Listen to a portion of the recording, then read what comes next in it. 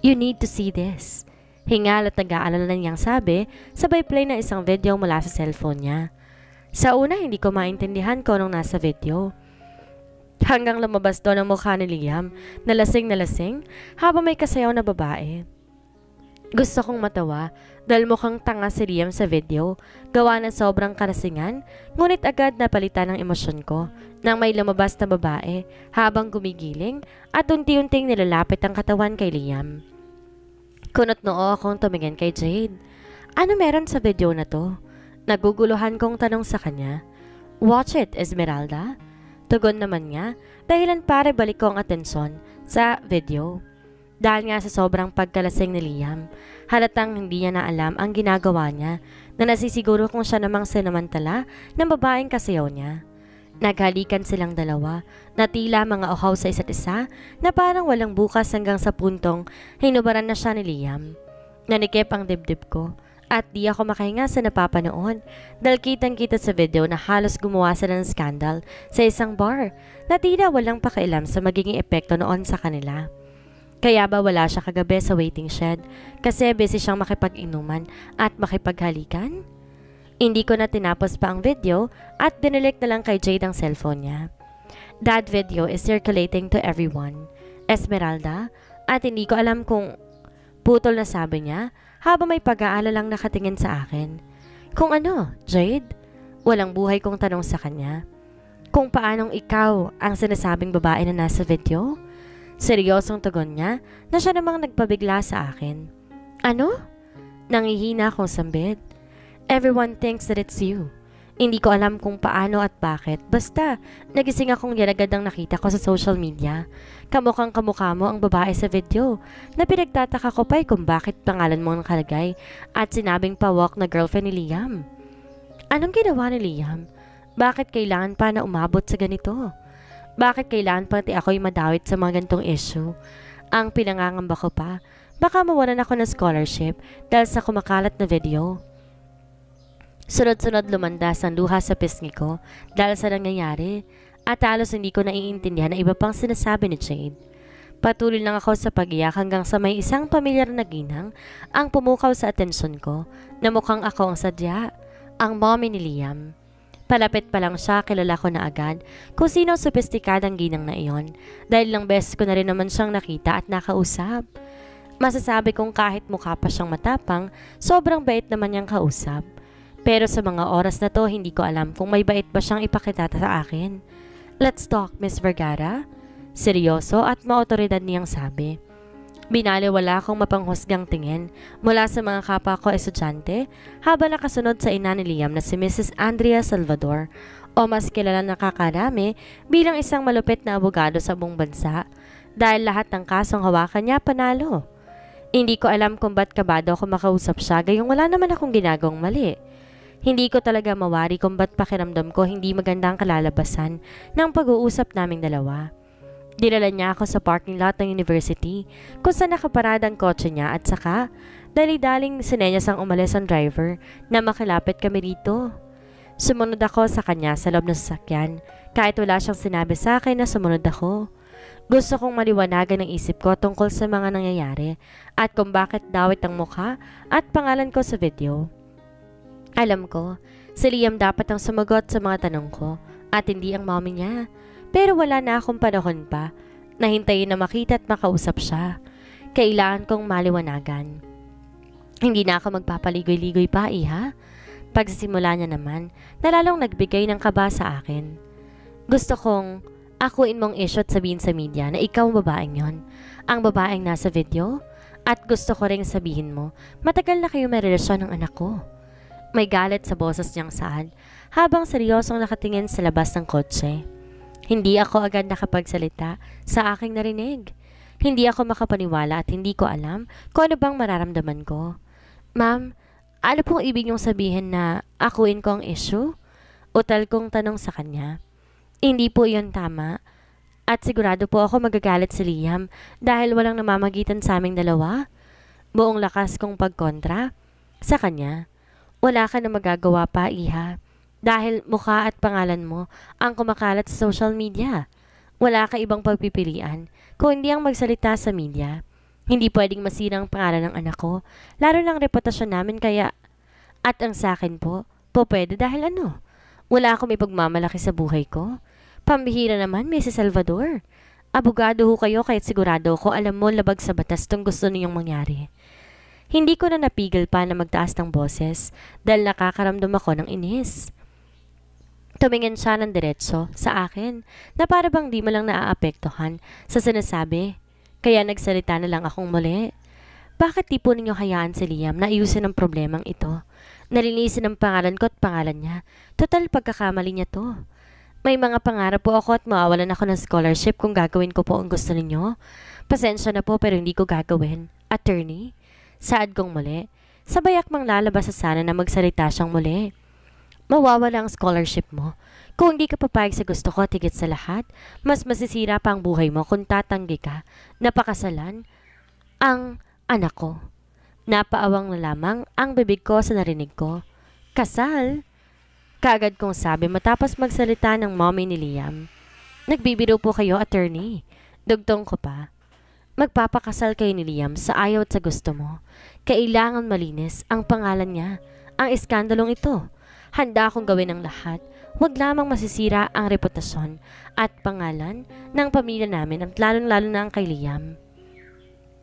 Pasensya na, Esmeralda, pero wala ka na magagawa kundi ang gawin ang gusto ko. Panatag niyang sabi. At sino ka para magdesisyon sa buhay ko, Mrs. Salvador?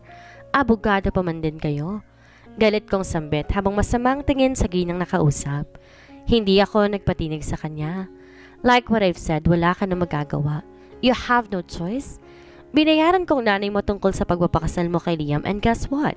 Pumayag siya kaya kailangan mo akong sundin. Magpakasal ka kay Liam at sabihin sa media na masyado kayong naging intimate sa isa't isa at nawalan kayo ng kontrol sa mga ginagawa ninyo. Lalo ka na. Di ko napigilang mapaismid at mapailing sa narinig ko. Parang walang konsensyang kausap ko ngayon at sumabay pa ang labis sa pagkadismaya sa aking ina. Anong klaseng pag-iisip ang meron ka, attorney? At bakit binayaran mong mama ko? Di na ako magtataka kung pumayag siya dahil sigurado sinilong mo siya sa buhay, sa bagay na salat kami. Paano naman ang sariling buhay na meron ako pati ng kay Liam? Alam ba ni Liam ang tungkol sa gusto ninyong mangyari? Punong-puno ng galit kong saad sa kanya. Haharap ka sa media at gagawin mong gusto kong mangyari, Esmeralda. Magpapakasal kayo ni Liam sa ayaw at sa gusto mo. Dahil kung hindi, makukulong ka at ang nanay mo. Don't act like you don't have something to be proud of. You are just a poor girl who came from a not so good environment. At huwag kang umastang parang dihado ka sa pagpapakasal sa anak ko. Mapang insulto niyang giit. Handa kayong manira ng buhay ng iba para lang di madungisan ang pangalan ng pamilya niyo? Umiling ako. Akala ko pa naman puro mabuti lang ang alam ninyong gawin, attorney. Pero hindi pala. Wala man ako may pagmamalaki dahil mababang uri lang ako ng tao. Pero nasisiguro kung hindi ako tutulad sa inyo. Iharap niyo sa akin si Liam dahil kailangan ko ng paliwanag mula sa kanya. Kung ba't ako nadawit sa pesting issue na to. Tuloy-tuloy at hinihingal kong saad ulit habang nagpupuyo sa inis at sa galit. Ang dami kong tanong sa isip ko kung ba't biglang may ganitong problema. Pero higit nagpapagulo sa utak ko sa mga oras na ito. Bakit ako ang babaeng kasiping ni Liam sa video na kumakalat? Mabait at matalino si Liam, pero hindi nangangahulugang wala siyang maling ginagawa sa buhay. Palaging laman ng bar si Liam dahilan para palagi silang magtalo ng ina niya. Dahil para dito, kasisira ng reputasyon nila ang pakikipag-inuman at pakikipag-party ni Liam. Sobrang mahalagang pangalan at reputasyong meron sila. Kahit pa nga dumating sila sa sukdulan na gumamit ng ibang tao para maprotektahan ang imahe nila sa publiko. Sandaling katahimikan ang namagitan sa aming dalawa ni Mrs. Salvador nang muli siyang magsalita at harapin ako ng seryosong tingin. Sa sunod na linggo ang kasal. Bukas na bukas haharap ka sa media, Esmeralda. Subukan mong tumanggi at di mo gugustuhan ang gagawin ko. Ako ang bahala magsabi ng lahat kay Liam. Sa ngayon hindi mo siya pwedeng makausap. Natawa na lang ako dala ng pagkadismaya sa lahat. Whether you like it or not, you don't have any choice but to marry my son. Tulala akong lumabas sa kotse ni Attorney Salvador matapos marinig ang huli niyang sinabi na hindi ako pwedeng tumanggi sa gusto niya. Dahil kung gagawin ko yun, ipakukulong niya si Mama at ipatatanggal niya ang scholarship na meron ako. Bagay na alam kong kaya niyang gawin. Ayokong sumang-ayon, Pero mukhang wala na akong pagpipilian pa. Tumanggi man ako o hindi, dawit na ako sa issue dahil mukha akong nasa video. Sana lang maging maayos ang lahat, lalo na sa aming dalawa ni Liam. Gusto ko siya, pero hindi ko inaasang aabot sa gantong lahat. Magulo ang utak ko at tayong si Liam lang ang makakasagot sa mga katanungang hanggang ngayon gumugulo pa rin sa isipan ko. Sa dami ba naman kasi ng kalokohang ginawa niya tuwing nakikipag-inuman siya sa bar, bakit kailangan pang gumawa ng ganun at makipagsiping sa iba? At ang pinakadahilan pa ng pagkagulo ng isip ko kung bakit mukha akong nasa video. Lumipas ang 4 na araw. Walang Liam na nagpapakita sa akin kahit pag ginawa akong gustong mangyari ni Mrs. Salvador. Inako ko ang issue. Humarap sa media para sabing ako ang babaeng kasama ni Liam na sa video na kumakalat. Sinabi ko ring matagal na kami may relasyon dahilan para mas lalo akong pag-usapan sa university. Alam ng Diyos kung gaano ko kagustong umatras na gawin ang bagay na yon. Dahil bukod sa alam kong pagsisisihan kong lahat sa huli, masisira ang pagkakaibigan namin ni Liam at nasisiguro ko magagalit siya ng husto sa akin. Samot-saring mga komento ang natanggap ko matapos na sabihin ng tungkol sa amin ni Liam. Bagay na hindi ko matatakasan at maiiwasan pa dahil sa nag-iisang Liam Salvador ay may kasintahan na galing sa mahirap at di kilalang pamilya. Simula nang kumalat ang video, hindi nawala sa pandinig ko ang matawag akong malandi at nasa loob daw ang kulo. Gusto ko man silang sapakin lahat kaya lang wala na rin namang saysay pa para makipag-away pa kasi hindi na magbabago ang tingin nila sa akin. Sinubukan ko pang kumprontahin si mama nung araw din mismo na kinausap ako ng mami ni Liam. Pero bigo ako dahil pag uwi ko, wala na ako naabutan pa sa bahay namin, kundi ang mga lumang gamit na iniwan na lang nila basta ni Tio Kaloy. Tanging nasabi ko lang sa sarili, iniwan nila ako at iniwan ako ni mama para sa pera at sariling pangkapakanan. Masakit sa dibdib ko ang ginawang iyon ni mama at para pagtakpan ng nararamdamang yon, nagsinungaling ulit ako sa sarili ko. Baka nagawa niya lang iyon dahil nasabik siya sa pera at kapag kuwan, ay kung saan blankong utak ko. Mauuwi lahat sa bahay at aawain ako. Dumating ang araw ng mismong kasal. Wala ako sa sariling sistema. Pinasundo ako ni Mrs. Salvador sa mga tauhan niya. Inayusan, tinuruan ng mga dapat gawin kapag oras ng seremonya ng kasal. Wala akong alam sa naging preparasyon dahil hindi rin naman hinihingi ang aking suhestyon. Basta ang alam ko lang, grande at bongga raw ang kasal ng nasisiguro kong ginawa para ipakita sa lahat na walang problema at matapos ang issue at eskandalo. Isa pa, bukod kay Jade, wala naman na akong ibang kakilala sa mga dadalo sa kasal na to. Nag-umpesa ako maglakad papuntang altar kung saan tanaw ko si Liam na nakasuot ng gray suit na may seryosong mukha.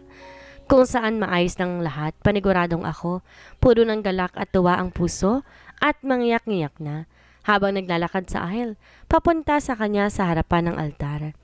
Dahil sa wakas ay ikakasal ako sa lalaking matagal ko ng gusto at palihim na minamahal.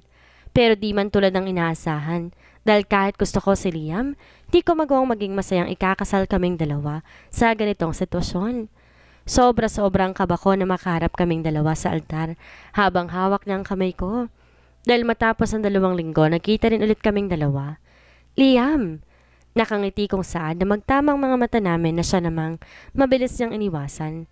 Matapos sawakan na mahigpit ang kamay ko. Di ko makuha maging masaya at di ko alam kung bakit nakakaramdam ako ng kaba at takot matapos kong makita ang galit sa mga mata ni Liam. Malayo sa tingin niya noon sa akin na puno ng tuwa. I now pronounce you husband and wife. Natapos ang kasal, halos di kami nag-uusap at ngingiti lang sa harapan ng mga bisita kung kailangan. Pero pagkatapos noon, tinalikuran niya na ako para makipag-usap sa ibang bisita.